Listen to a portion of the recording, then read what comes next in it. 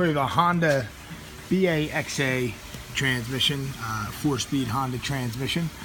This is for Steve. We had a bit of discovery when we got it apart. Here we have the clutch drum. This clutch drum, we actually were trying to get the snap ring out, and we were bending the drum when we were trying to do it. This component is incinerated.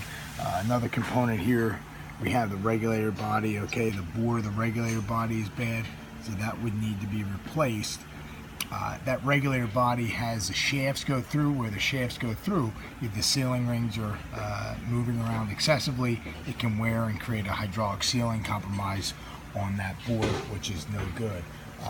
One of the contributing factors to that may be these cases support the bearings, okay, and when you have movement of these bearings in the case, and it may seem insignificant, but when the bearings move in the case, it's critical that all these bearings are positively located.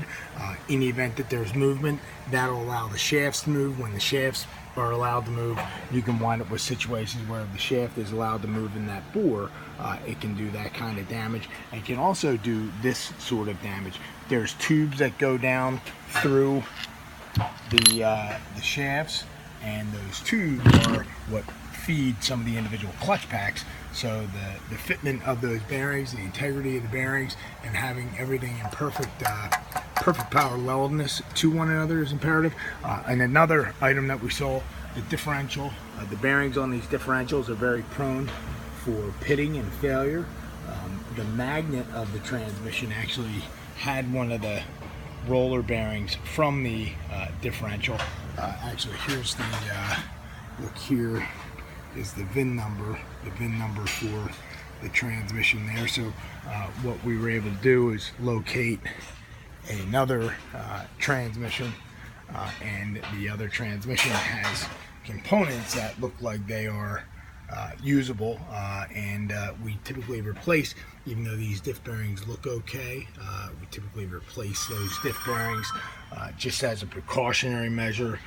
The bore and the regulator body does not look like it's damaged like the other one, and the cases themselves looked okay. So fortunately, this is the more cost-effective approach, using a buildable core than getting that case machined. By the time that case is machined and sleeved, take that bearing, make that bearing perfectly centered, you're going to spend far more than what we were able to acquire a transmission for.